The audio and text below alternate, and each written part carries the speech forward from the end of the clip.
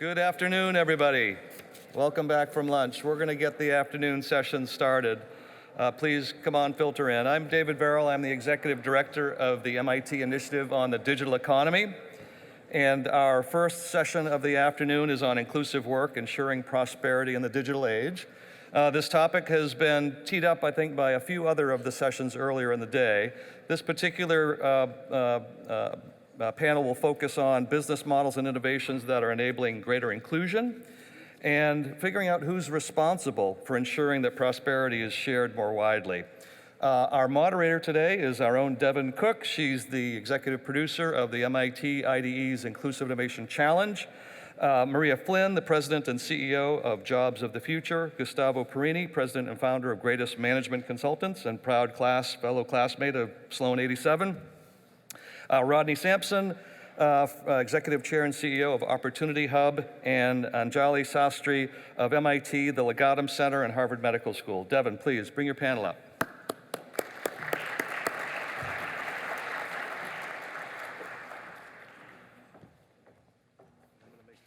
I know, I was going to say, I'm going the wrong way around. Welcome, everybody. Thank you.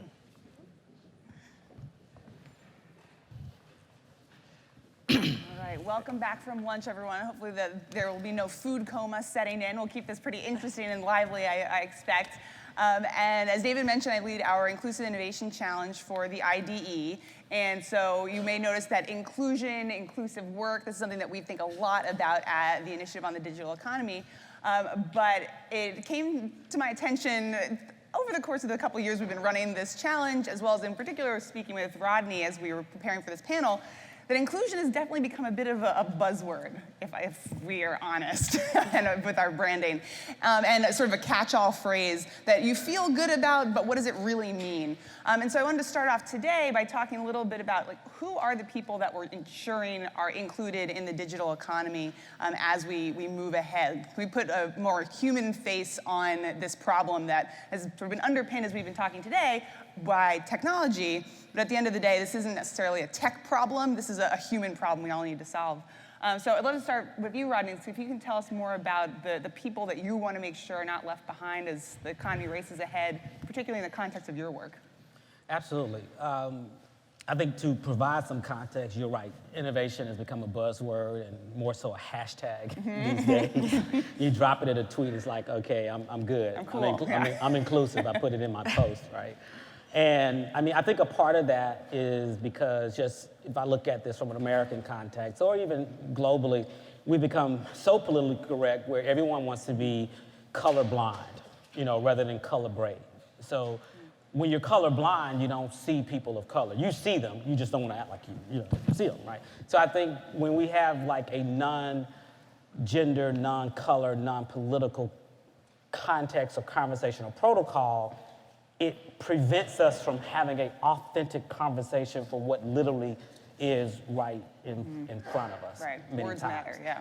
And so when I think about who are the people mostly impacted by this work, I think about the Pew Research data, United States Census Bureau as well, that suggests by 2053, the median net worth of an African-American family in this country will be zero. Not income, but net worth. Right. And for Hispanic Americans, zero by 2073.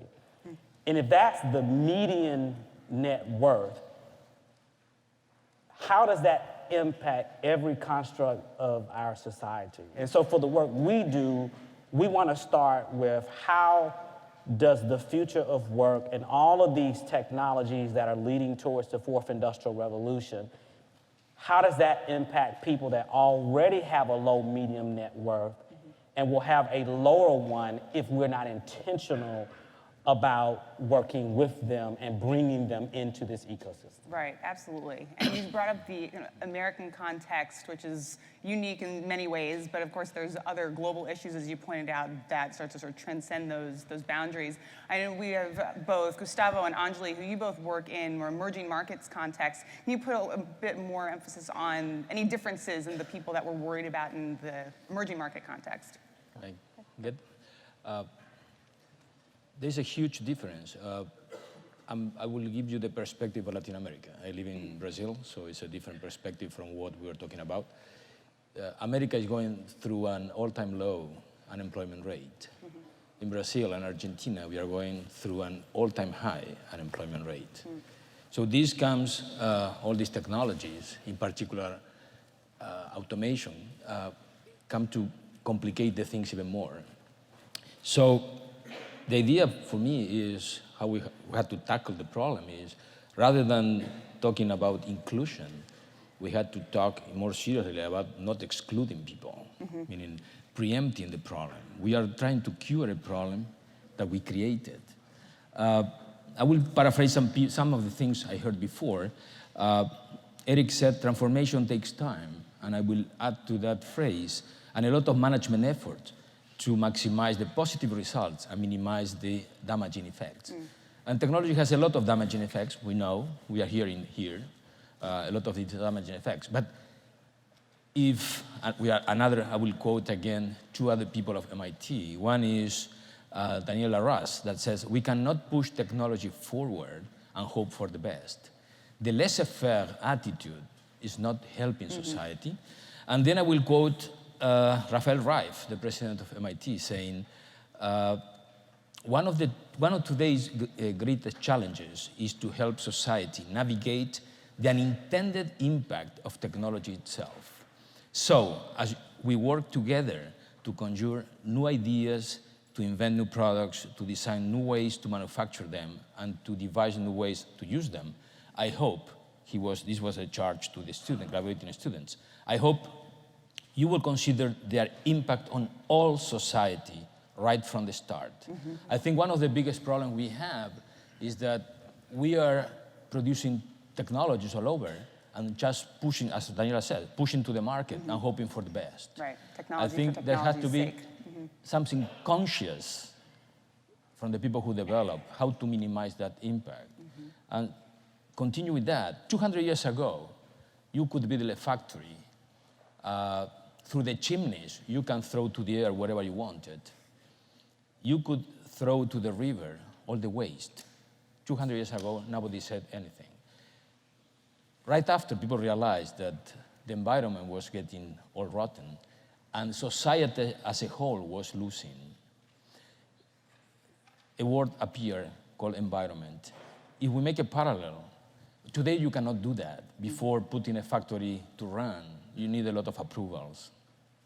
What are you going to do with the waste? Doesn't mean that we haven't got to manufacture, but we had to treat the residuals. Right. Okay? Why we make an extended word of environment, including people? And then we said, if we implement new technologies, this extended environment has to be taken into account. We had to realize what is the impact from the start. And working with authority, that doesn't mean that we haven't to implement the technologies. I'm not calling to go back to the Middle Ages. What I'm saying is we had to be from the start in an organized fashion, getting unions, authorities, institutions, foundations to see how we are going to treat the waste, the residuals of that implementation. And really design solutions with a much broader long-term benefit in mind. Yeah, and Anjali, you and I have spoken quite a bit about this because a lot of your work focuses deeply on designing solutions inclusively for inclusion. So we can speak more about that. Yeah, so Gustavo, I was listening to your words.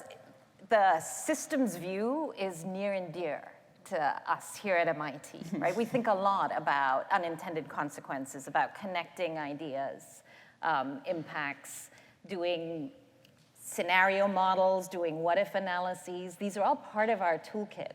I really got engaged in working directly with frontline workers and frontline enterprises, mostly in the emerging markets in sub-Saharan Africa, because I wanted my students to not only learn in the classroom the tools of systems thinking, but actually to take action and address challenges in collaboration with partners.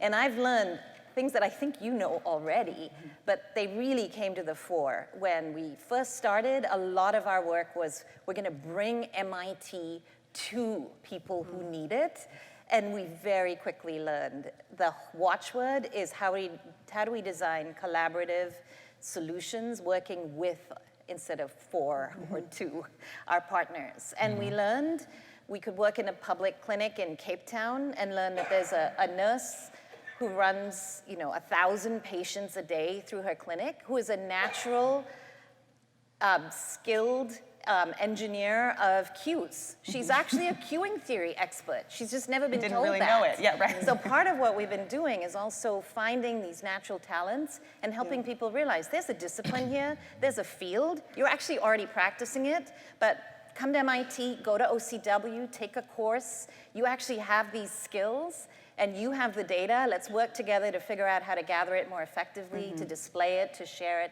to co-design a tool. So over time, all of my projects got less and less ambitious because they got more and more kind of collaborative.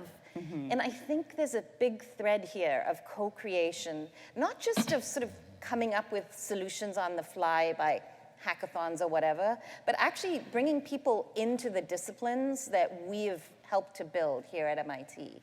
I think there's a route for professional development that has untold possibilities. I would really like us to think carefully about how to do that. How can our institutions open the door to more?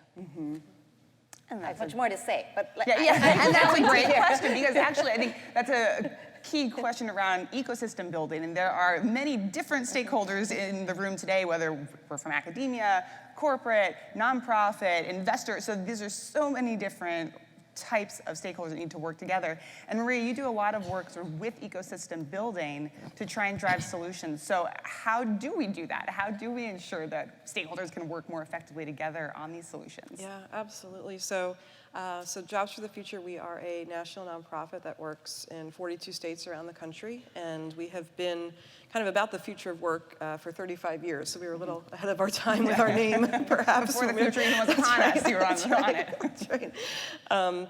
And I think when we think about inclusion, we really are focused on lower skill, lower income young people and adults in the US. More and more we talk about a term called the untapped workforce, so the 85 million US workers who do not have any education or training beyond high school, at a time when the vast majority of new jobs being created require some type of post-secondary degree, maybe not a 2 or 4 year degree, but some type of certification. And so what are we going to do with that, about that mismatch? And as kind of where you started, even though we do have an unprecedented, low 3.7% unemployment rate nationally, I just think that really glosses over a lot of underlying issues that we need to pay attention to, right? The folks who are not being counted in that rate, the millions of Americans who are in dead-end jobs without advancement opportunities.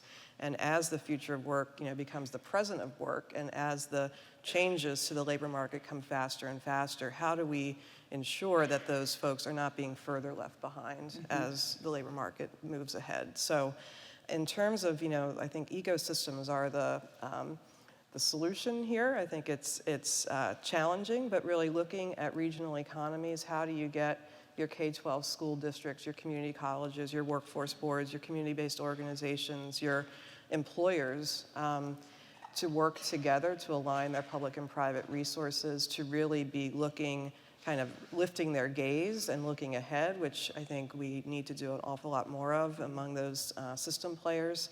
And increasingly at JFF, we're kind of taking that traditional work we're doing and bridging it out to include kind of the new economy players, right? The kind of mission-aligned startups, the technology solutions that are looking to kind of help in the labor market, whether it be around education or workforce, and actually helping to bridge those solutions to these traditional system players. Because what we found was that too often those conversations were happening in silos. And to me, if you're really going to drive solutions at scale that are going to work for everyone on an equitable basis, you've got to be bringing these players together in a systems approach.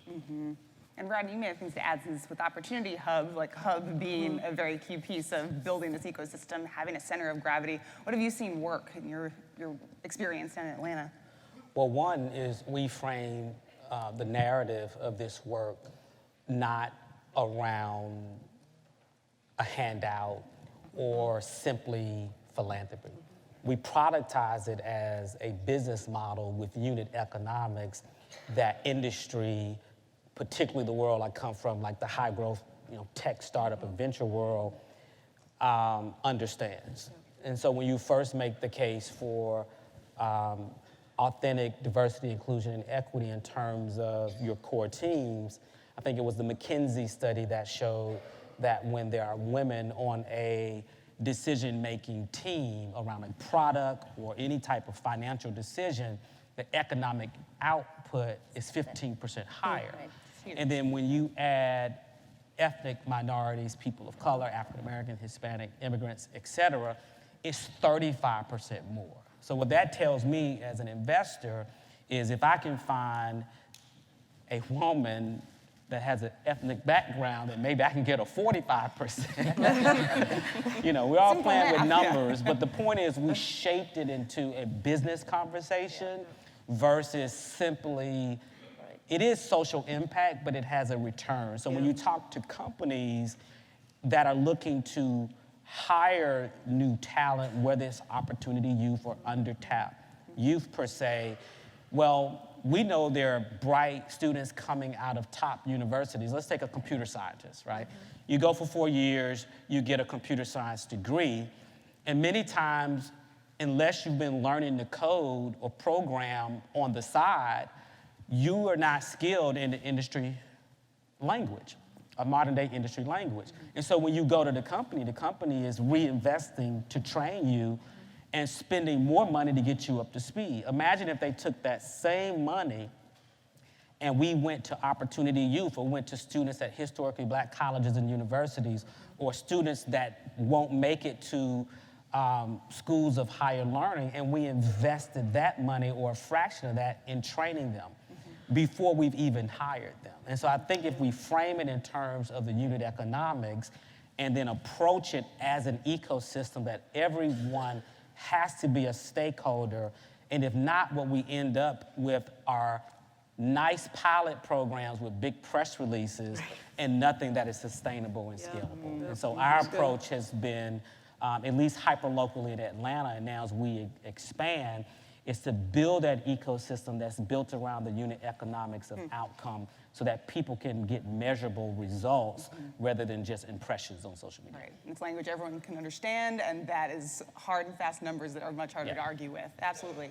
And I think that comes back to, Gustavo, some of the perspective you bring, since in a consulting organization, you're interfacing with clients who are primarily for-profit organizations on a regular basis. They're looking for productivity. They need to hear that argument that this is not just a morality issue, this is an economics issue.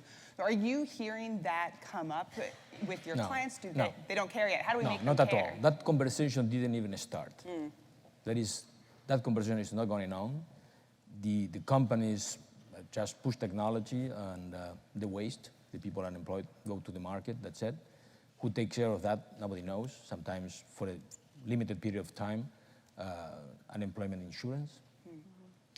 Unions don't play a role, and I try to call some people and say, listen, unions got started in the Middle Ages in the guilds. Those were places for training people.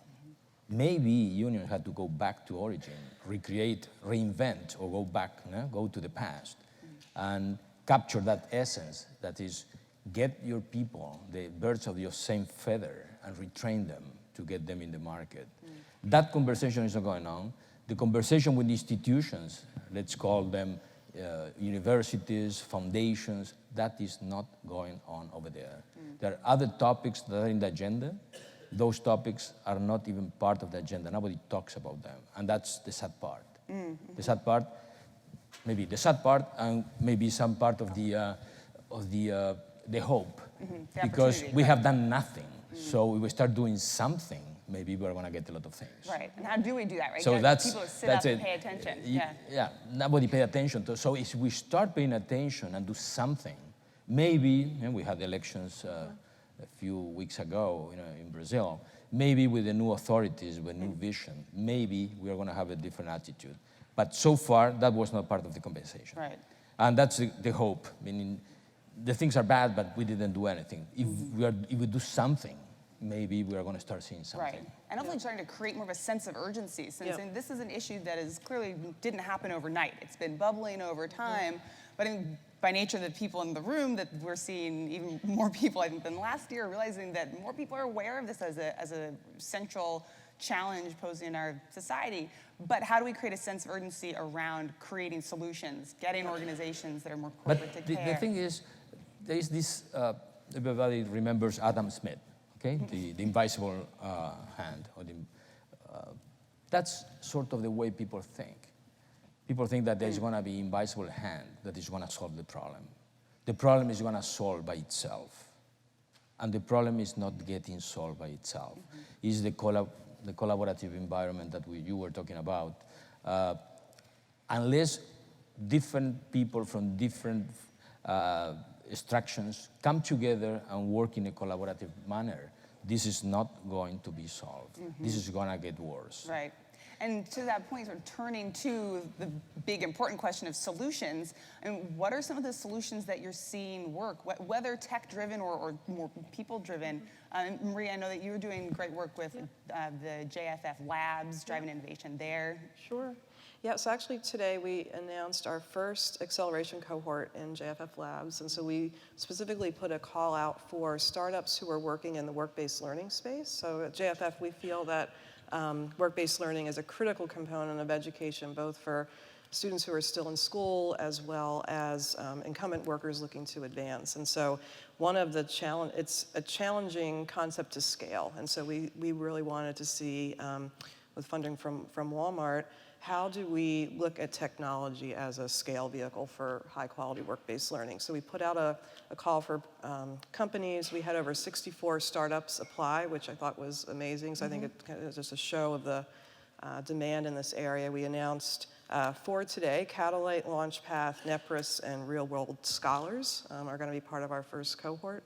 And we're really looking to see, how can these companies kind of build out their models, adapt their products to really focus on career advancement opportunities for frontline retail workers and workers in adjacent sectors. So excited about that. So I think it's this idea of companies like Catalyte who really kind of they're using AI as a way to disrupt the resume, right? And so how do we start to kind of harness AI in a positive way to look to see how can we leverage it in technology to help workers advance and for students to get the skills they need for the jobs of the future. So earlier today, Eric Schmidt in his final comment talked about a challenge that he is funding through Schmidt Futures called the $1 Billion Wage Gain Challenge, and JFF Labs is running that initiative for them. So as he mentioned, we're looking for ideas. I think ideas are accepted through November 24th.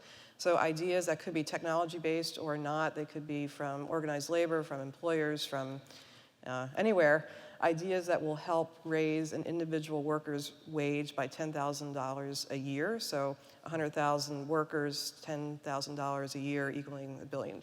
So so we're really looking to see how do we move from conversation to action, and those are some specific ways. I'll defer. A couple of themes that I think link some of the comments so far, and a question for everybody. I wonder whether we're doing enough to support non-traditional ways of getting learning and getting recognized for your learning and experience, right? So we were very excited a while ago about this idea of credentialing and allowing people to recognize whether they've been trained on the job or gone through a training program or gone to a class or a course or gained experience through their own job or their own life, to have that information be recognized. So people are talking about blockchain models for credentialing. I think there's still a lot of scope to really figure out how we can, so that we're moving the purview of education away from just sort of certain hallowed institutions and really recognizing education in the world. That's one piece. Another is they're amazing, just like your organizations, amazing models for bringing people new knowledge and skills. I'm working with our labs in Cape Town in South Africa, a really innovative, start as a nonprofit, now for-profit, training people how to code, using machine learning to figure out who's really good at it, getting them fast tracks into jobs, spinning off for-profit businesses. And we don't even hear these stories. They're amazing. And then the third piece to link this all to is also to think about the drive for entrepreneurship. There's such interest in building your own thing. How do we link this in? Not everyone's gonna go off and become a gazillionaire entrepreneur, but using that as the drive and using that maybe as a way to parlay it into a small business or a job somewhere or getting acquired, I think that the interest in entrepreneurship really could tie in nicely, and I don't see we're doing it enough yet. But I've had the pleasure of spending time with some of the IIC prize winners and finalists, and the MIT Legatum Center Zambezi Prize winners for financial inclusion innovations in Africa. You know, dozens of amazing new business models emerging that really get people fired up. Yeah, I think it begs the question, we have certainly like systemic changes that need to happen, but do we have time to wait for the system to change, for the battleship to turn? I don't think we do. But on the other hand, if we have these smaller, much more nimble startups that we're supporting, whether through the IIC, whether through the work you do as an investor, JFF Labs, and that gives us an opportunity to see change much more rapidly. And it's not incidental that everyone on the stage is an IIC champion or selection panelist. So I think you all probably believe in this like I do. But are there things that we can do to help accelerate the work that entrepreneurs are doing to make a real dent in these issues?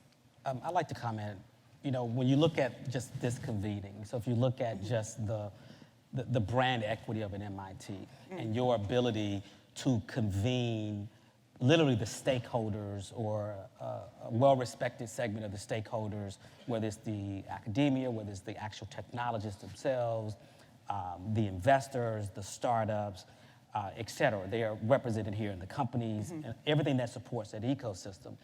And so a part of the methodology is if you want society to know about the future of work and how AI, machine learning, quantum computing, these all, you know, blockchain, they all become like new tools and technologies per se that are impacting everything. I mean, we call it the fourth industrial revolution. That's a whole rabbit hole I won't go down.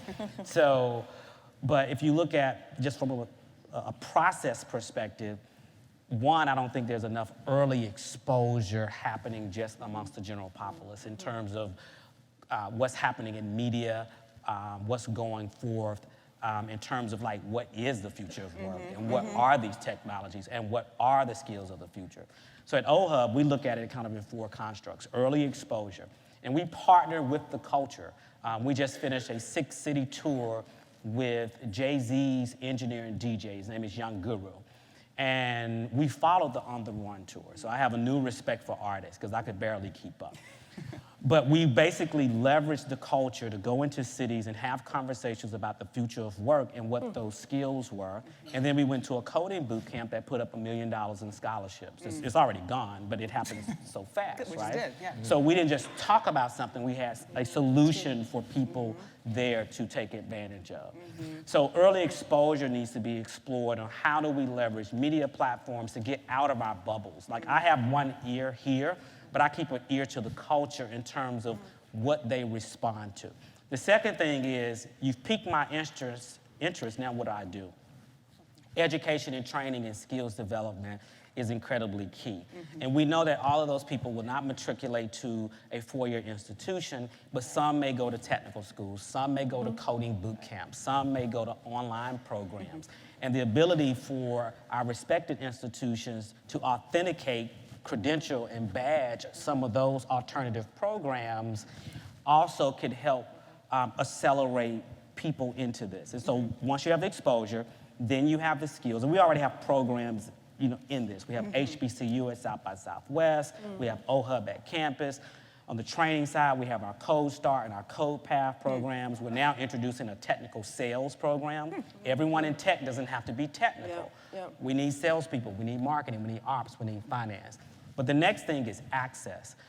Once we've exposed, once we've trained, now we have to be able to say we will hire. And if we could get our HR folks to get the memo, that we've got to also bring in folks from non-traditional backgrounds that may not have a 4-year degree. And there are companies like GitHub, Snapchat, some of the earlier companies that are waiving the requirement for a terminal degree if you can do the work. And I think we need kind of an army of companies to align with that. Then the final thing is when those people come through the workforce and they get into supply chains, a lot of them will want to go solve problems through entrepreneurship, either in that supply chain or from the communities that they come from, leveraging those technologies. The worst thing you can have is an exposed, educated, trained, working person that can't raise a dime of capital to start, grow, and scale their business. And so now we need the venture community to be aligned, you know, as a part of that pipeline we just created. And so what I just did was laid out a system that I believe could work anywhere in any society in terms of early exposure, education and training, access to opportunity and work, and then capital to fund those high growth companies. Yeah, and that's huge because that's very concrete, it's specific, and something that could be scaled out. I think the scalability is what makes this an exciting time because we can use technology in positive ways to scale approaches like that to more people.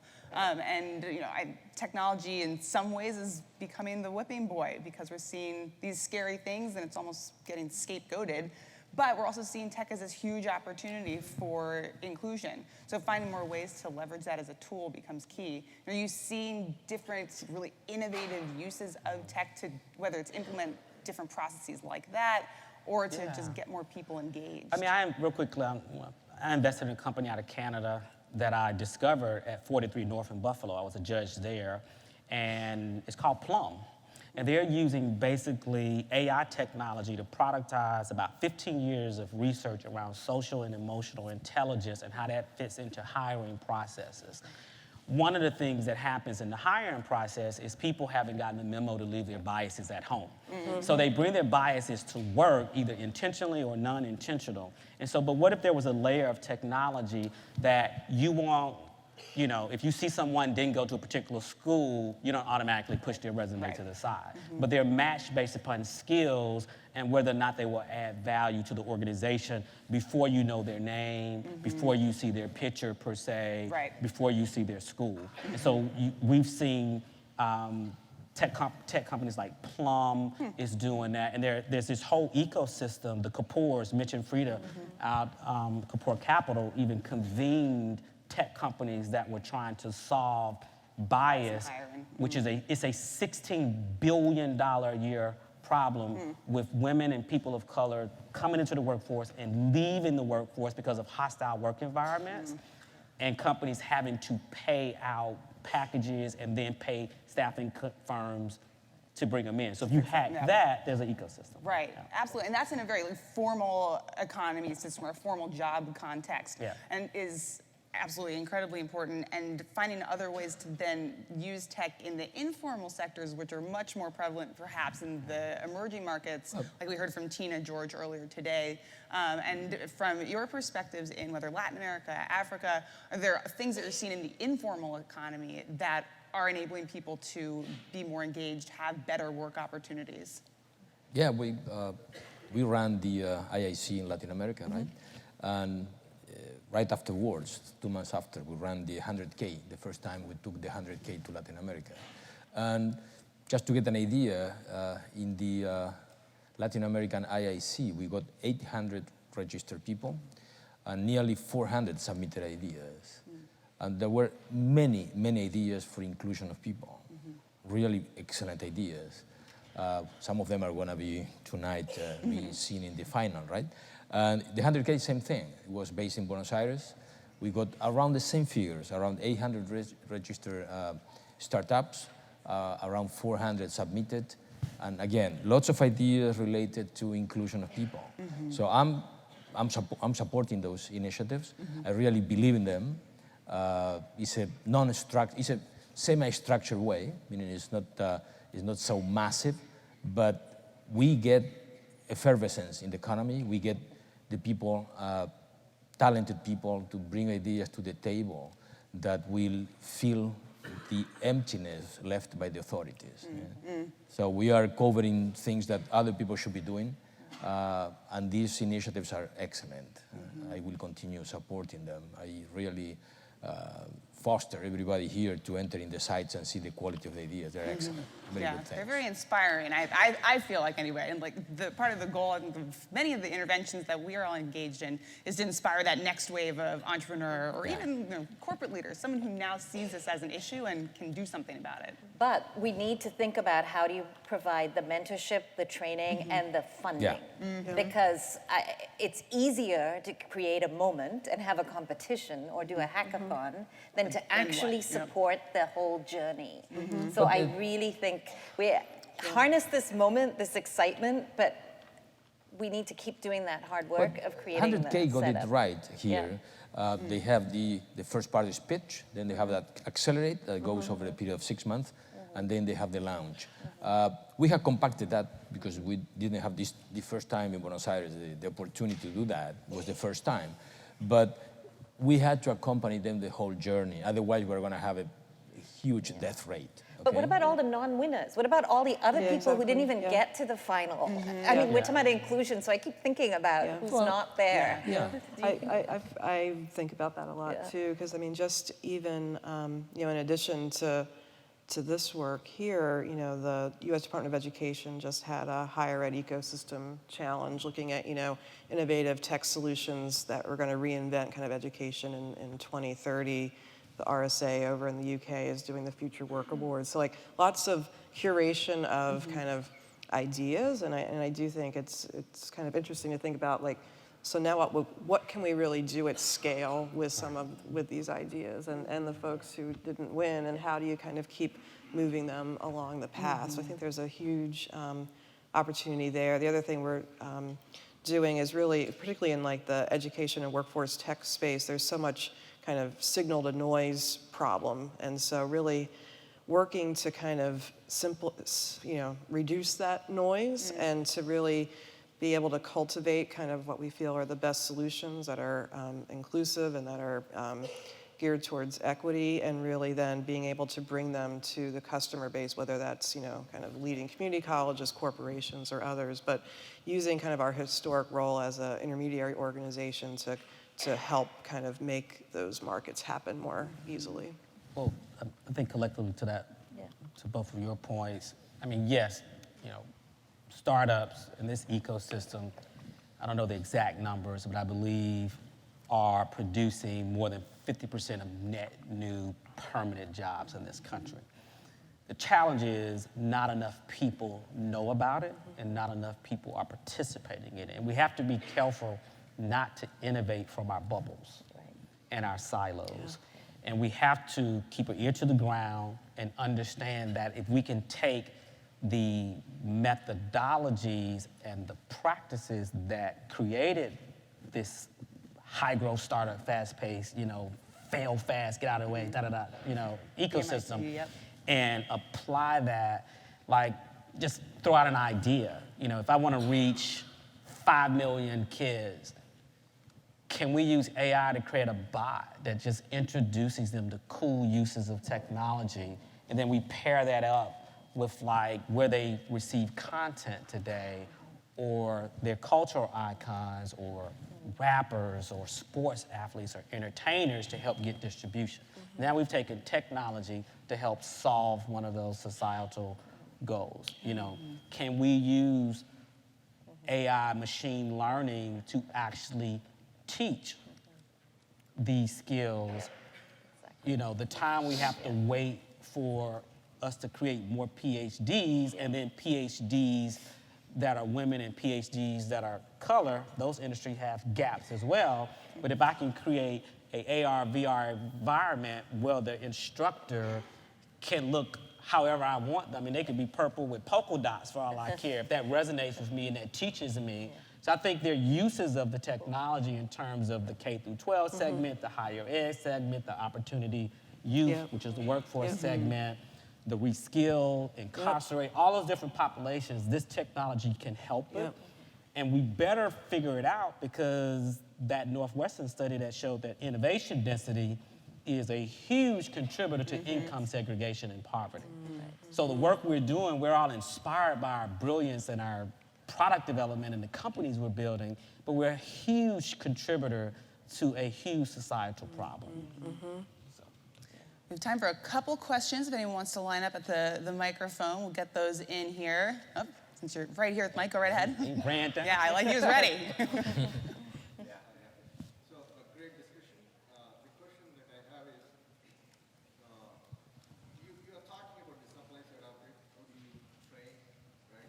What about the demand side, the hiring and the organizations? Like, do you see the organization shifting their mindset to hiring? Because at the end of the day, they are not hiring all the work that's done. So I think that I'd say in the past, like 18 to 24 months, I've seen some great kind of shifts in corporate behavior, and I think a lot of that is driven by the unemployment rate. But we're seeing, some corporations really starting to, as you mentioned, like take away their degree requirements, investing more in their frontline workers. Some good kind of directional signals there. My concern is that we're far from being at scale. And particularly around kind of the skills-based hiring approaches and things like that, like good initial kind of test beds, but a long ways to go. So and my concern is, how do we continue to build kind of that positive corporate and employer movement now while the labor market is the way it is, and then hopefully keep them at the table as the business cycle goes back down. And we see another side to that, where companies have a ton of roles, whether it be internships, apprenticeships, co-ops, direct hires, and they'll come to us and say, we're looking, we can't hire enough black people. We don't know where they are. Well, if you're colorblind, you can't see them. But if you're colorbrained, you'll see us, right? That's also solving an issue with current roles, is where do I go? Yeah. What organizations do I find opportunity at work? Some of the folks you're working with, Opportunity Hub, there are 100 historically black colleges and universities in this country. And a lot of tech companies will go to 3 and then they'll check a box. Oh, we partner with HBCUs. There's 75 Hispanic serving institutions in this country, right? And then you have tons of community colleges and tons of technical colleges and tons of workforce boards. So if you truly want to find diverse talent, there are organizations, represented here that can help absolutely. you, before you run out of roles. Right. Exactly. Exactly. Another question? Hope that helps. I was wondering if anybody could speak to diversity and inclusion as regards people with disabilities, neurodivergent communities, sexual and gender minorities, some of those sort of sometimes less visible ways in which people differ from each other. Yeah, Anjali. Yeah, I've been thinking about this a lot. I have 2 kids on the autism spectrum. They need jobs. And we need to create workplaces where, and this is actually the promise of machine learning. I keep thinking, why aren't we able to get away from kind of rigid old job definitions and redesign jobs based on the person in front of us and the enterprise we have today? Like, we actually have the possibility to create really flexible enterprises that respond to the people they have. So that's one of my challenges for AI, to think about how we could create entirely new organizations that find everyone's special talent and use it. So I really believe there's a huge need for this in the world. I also want to add a thought that is linked to this. I want to make sure we also recognize that to include the knowledge and wisdom that communities have. So it's not so much only finding the individual talent, it's that we're creating new problems and we really have to attend to their knock-on effects and unintended consequences, but there's wisdom we might be neglecting about managing ourselves, about serving the environment, about supporting everybody. There's native practices in all kinds of communities that we run the risk of kind of having to rediscover later when we've mucked things up even more. And I'd really like us to use some of this sort of system savvy to try to understand participatory methods or using longer time frames to think about the world, things that we actually have a lot of traditions about in various communities. To add, I envision a day and it might just be a lofty dream. Maybe I have to have a AR, VR simulator, who knows? But imagine a day where anyone can show up in the workplace in their authentic self, their Exactly. authentic person. And I think that intersectionality, you know, whether you are a black gay woman or whether you are a white straight gay male, you know, you might be gay one day, straight the other. It's up to you. However you want to show up that day is totally, completely up to you. And then that strength on that day is leveraged as a viable contributor to whatever problem that's being solved that day. And I think we have to be careful, and I know just in the platforms that I'm afforded to have the opportunity to speak, I'm very, very, you know, racially brave in terms of talking about racial equity. And I want to be careful, like we're not having a conversation and say we're not working with white guys. Now, I think white guys are cool. I think white girls are cool, white ladies are cool. Like, we have to have the conversation that this is not about exclusion, it's about inclusion. So even as we work to bring other populations into technology and into these emerging opportunities, it's not to exclude someone, because there's wisdom there, there's working knowledge, there's domain expertise, but it's to have an inclusive environment. And to be able to have that conversation, like the one that we're having now, hopefully the one that you are all having at breaks when they come up, and making sure that this is something that doesn't just happen in closed doors like this, but can be a more inclusive conversation, since I think those words really do matter. And in our rapid fire final moments here, as you think about the different people we want to make sure are not left behind, who do you see as really responsible for the solution? We know there's no silver bullet, but where are you putting your faith to make sure that these solutions can come to the front? We are. Private sector. I think the private sector has the greatest opportunity. Let's not wait on politics, let's not wait on other older institutions, but the private sector could definitely solve this. And I'll close with this. If diversity and inclusion and equity is not a line item on your budget, it's just a conversation. It's just something you're talking about. And if you're not intentional and very emboldened to actually do it, stop talking about it, because it creates noise with the folks who are actually doing the work and they're in the trenches literally every day. But we need the funding, we need your expertise, and we need the opportunities. Absolutely. Maria, what do you think? So my big lofty goal is that there is a fundamental kind of reset of the public and private sector roles around talent development in the U.S. So I don't think that's going to happen in probably the next 2 years. We're working toward it. We're working toward we'll it. get there. But I agree. I think, you know, the private sector can't wait for that to happen. They need to step up in the meantime. Anjali? Everybody? Wherever we sit, Inclusive, we have to hold, wherever we sit and we have voice, I think we have to do something right there to start with. Just have And then that I think we have to conversation. keep linking across institutions. Absolutely. Yeah, you have to get everybody working together. I mean, certainly, private sector is faster. We have the speed. There are some resources there, but certainly without the help of the governments and some right laws, things are not going to work to the extent we need. Okay, it's going to be limited. Everybody can do what we can do in our realm, but to get a across the market solution, all the constituencies had to work together. So may it start with us. Thanks, guys. Thanks so much. Thank you.